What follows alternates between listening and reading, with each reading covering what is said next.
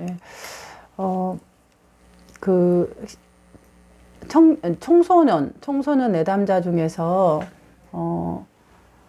뭐라 그러나 이상적 자아와 현실적 자아가 너무 갭이 클 때, 검사에서 그렇게 나올 때 이제 어떻게 이걸 통합해 가는가, 이런 부분 한번 정리해 볼게요. 우선 이상적 자아와 현실적 자아가 이제 큰 그런 내담자들 같은 경우는 두 가지 종류가 있을 것 같아요. 첫째는 대부분 종교를 가진, 특히 이제 기독교 종교 중에서도 더 많은 해당되는 게 기독교 종교를 가진 그런 그 내담자들. 그 다음에 그러지 않는 또 내담자들 군에서는 뭔가 이제 어렸을 때 부모가 기대치를 도덕적 자아, 프로이드로 말하면 슈퍼 이고가 굉장히 높은 내담자들, 이 내담자들이 이런 이제 갭이 대부분 큰 것 같아요. 그러면 이제 이 갭이 클 때, 이 갭이 뭐냐, 이게 이 내담자가 생각한 이상적 자아가 뭐고, 내담자가 지금 내가 경험하는 게 뭐냐를 먼저는 이제 알아봐야 돼요. 그러면 대체적으로 이 이상적 자아는 부모가 제시한 그 그림에 있는 자기 개념이죠. 그래서 이제 기독교인들 같으면은 대체적으로 하나님을 위해 사는 거, 그 다음에 주를 위해서 사는 거, 사명을 따라 사는 거, 더 나은 삶, 사람을 돕는 거, 이런 부분으로 거의 내담자들이 얘기를 해요. 그건 내담자들마다 다르지만, 표현은 다르지만 거의 그런 내용이에요. 더 나은 삶. 그런 이제 삶인데, 그 삶이 이제 기준이 성경에 나온 거죠. 근데 이 어떤 것이 그러면은 더 하나님을 위해 사는 삶이고 사명을 따라 사는 거고 더 나은 삶이냐 얘기할 때 구체적으로는 이게 제시된 건 없고 그냥 열심히 헌신하고 충성하는 거예요. 하나님 말씀대로 사는 거. 근데 이제 이 말씀대로 산다, 또 헌신해서 산다라는 게 되게 어려운 거잖아요. 이게 추상적인 거잖아요. 부분들. 그러면 이제 이 추상적인 삶인데 내담자들은 그 추상적인 삶을 구체화시켜서 바라보는 모델링이 누구냐 그러면 부모님이에요. 그러니까 부모님이 사는 삶의 모습을 보고 저렇게 사는 것이 하나님을 위해 사는 거고 사명을 따라 사는 거고 더 나은 삶이라는 것을 내재화하는 거죠. 그러니까 그게 이제 삶이에요. 그런데 현재 내가 경험하는 거, 그 경험하는 건 아주 어린아이부터 초, 중, 고, 대학생까지 발달의 시기에 이 아이들은 그렇게 이제 살아왔는데 이 아이들이 경험하는 거는 아까 말한 예쁘게 하고 싶고 화장도 하고 싶고 미니스커트도 입고 싶고 그리고 막 놀러도 가고 싶고 이런 이제 즐겁고 재밌는 일을 하고 싶은 거예요. 친구들하고 함께. 근데 이것은 사실 욕구거든요. 기본적인 어떤 소속의 욕구나 즐거움의 욕구예요. 근데 이제 이 욕구가 경험되어지는 건데 이 욕구 경험을 중요한 거는 욕구 경험이 현재인데 이 이제 이상적 자아를 갖고 있는 부모나 아니면 어떤 그 기관에서 내가 갖고 있는 이 현실적 경험하고 있는 나를 바라볼 때 그거는 안 된다. 혹은 이게 어쨌든 아니라고 얘기를 할 수도 있고 부모들은 아니라고 얘기를 한 번도 한 적은 없어요. 한 적은 없는데 내담자가 스스로 가질 수가 있어요.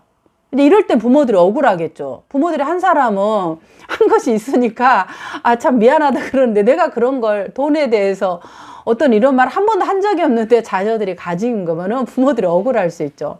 근데 그게 이제 왜 가지냐면 부모들이 자녀들은 부모가 얘기하지 않아도 그림을 딱 보면 판이 나와요. 이게 화장을 하고 가도 되겠다. 내가 엄마 예쁜 옷을 사고 싶은데 돈 얼마가 필요해. 친구들이 좋아하는 이것을 해. 이런 것을 사실 쉽게 얘기할 수 있는 환경이면은 그냥 이래 일상적인 거를 얘기를 해요. 그런데 내가 딱 그림을 보니 이걸 얘기할 구조가 아니야.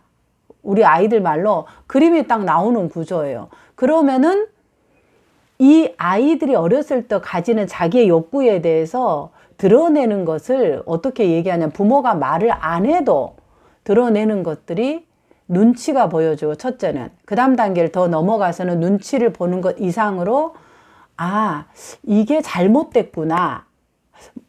왜냐면 이렇게 하면 부모가 싫어하지. 아, 사람들이 싫어하지, 하나님도 싫어하지, 뭐 하나님은 둘째치고 부모가 싫어하지, 이렇게 들어가요. 그럼 부모님이 싫어한다는 것에 들어가던 부모의 가치와 나의 가치가 충돌되죠.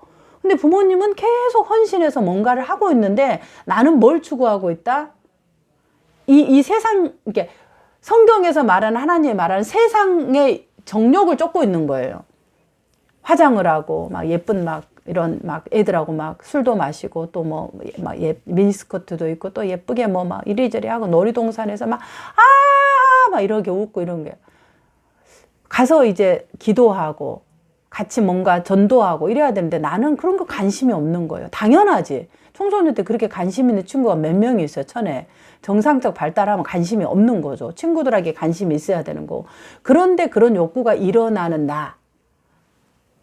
성관계를 어떻게 할까? 내 몸에서 몸 변화가 이상하게 일어나는데 이게 너무 궁금한 거야.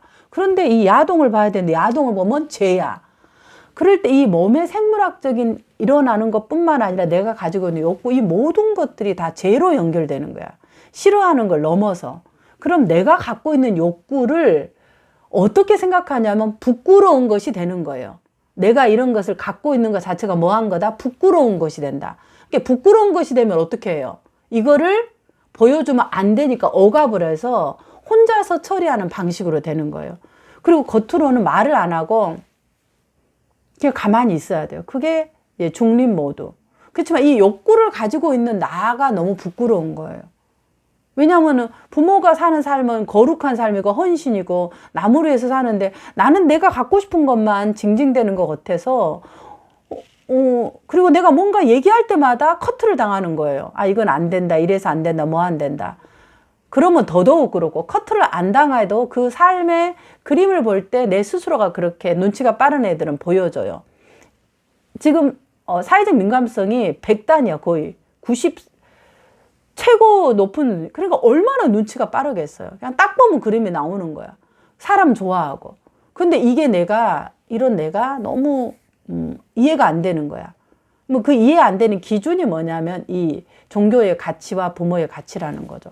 그러니까 종교나 부모가 잘못됐다라는 게 아니라 내담자가 어렸을 때는 충분히 이 부분이 타당화가 안 되면 그러한 것들이 계속 내가 이상하다. 왜 그러지? 뭐가 나는 잘못됐나 봐. 이런 이제 자기로 내가 잘못됐다는 것에 답을 찾는 거예요. 물음표를. 그게 이제 심하면 자책이 되고 내적 불안이 되는 거예요. 왜냐면 이건 이제 종교가 안 가진 부모들도 기준이 너무 높으면 이거 하면 안 되고 더 해야 되고 더 해야 되고 마침표가 없는 부모가 있어요. 그럴 경우에는 이렇게 이제 그 끝없는 것을 가기 위해서 가는 거죠. 이게 이제 심리 구조예요. 그러면 상담자가 이걸 어떻게 해야 되냐면은 이 갭에서 왜 내가 이렇게 일어나고 있는 이 갭에 대한 걸 이해를 인식을 해야 되겠죠. 그 다음 두 번째는 이 너가 갖고 있는 이 욕구가 이상한 게 아니라 타당하다.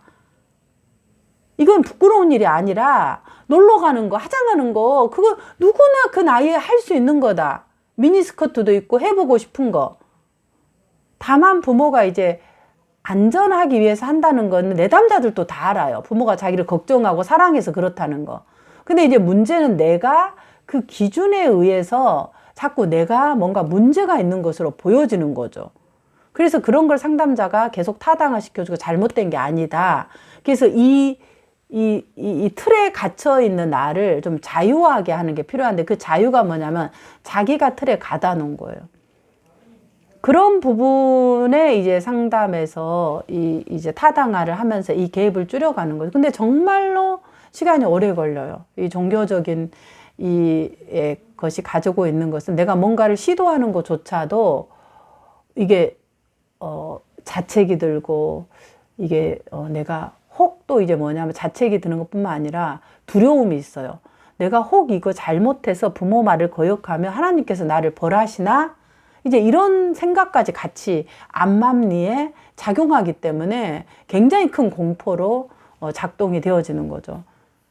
특히 이제 이런 그 TCI에서 관계 사회적 민감성 RD가 높은 경우에는 관계에 대한 친밀감 욕구가 높기 때문에 부모하고 인정받고 싶고 부모한테 친밀감을 얻고 싶은 마음이 굉장히 커요. 연대감도 거의 지금 100 수준이잖아요. 부분들. 그래서 나는 정말로 괜찮게 스스로 잘 살고 있어요. 겉으로는. 그러나 내면적으로는 내가 이렇게 정신적으로 혼란한 거야. 이게 이제 심리검사에서도 곳곳이 드러나죠. 심리검사에서 원래 이렇다면 이 내담자께서 0번 SOD가 점수가 0번은 점수가 낮지만 SOD가 높을 수가 있어요. 그러니까 사회적 불편감이 높을 수 있는데 전혀 뜨지 않아요. 그리고 오직 뜬 것이 사이코시스만 60대 중반으로 떴다는 것은 정신적 혼란에 대한 부분이 상당히 깊다. 그래서 이제 이런 이 정신적 혼란이 왜 왔는지, 그리고 나에 대한 것들을 어떻게 이해를 본인이 받아들여야 될지, 이런 것들을 이제 전반적으로 상담해서 다루는 것이 좀 필요할 것 같습니다. 그 다음에 이제 좀 더 상담 회기가 길어진다면 대상관계적으로 내 안에 굿과 배드가 있어서 나쁜 이 부분의 감정을 내 안에 이렇게 항상 감사해라. 아니다, 항상 기뻐해라. 범사에 감사하라. 이런 이제 그 데살로니가전서 5장 16절. 이제 기독교인들이라면 아주 머리팍에 붙고 팔뚝에 메고 가슴팍에 새기고 이런 이제 말씀이에요.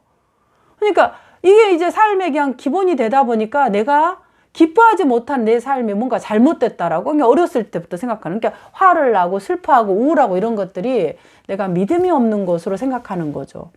이게 이제 내 감정을 인정하는 것부터 이제 필요한 거야. 우울할 수 있고 불안할 수 있고. 그러면 불안한다는 것이 내가 하나님을 믿지 않는 건가? 믿음이 없는 건가? 아니라는 거예요. 믿음이라는 가정을 가기 위해서 내가 불안할 수밖에 없고 존재로서 내 스스로를 찾아가기 위해서 이 불안을 경험하고 가는 것이 가정이거든요.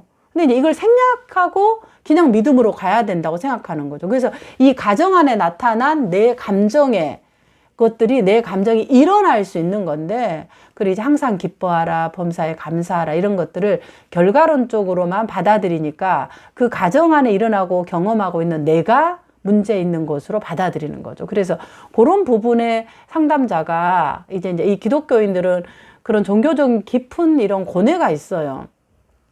일반인들이 생각하는 것 또 하나의 다른 짐들이 있는 거죠. 어떻게 말하면 이게 자원인데 잘못 가져갈 때는 짐으로 여기는 거죠. 짐 이상이 되는 거죠.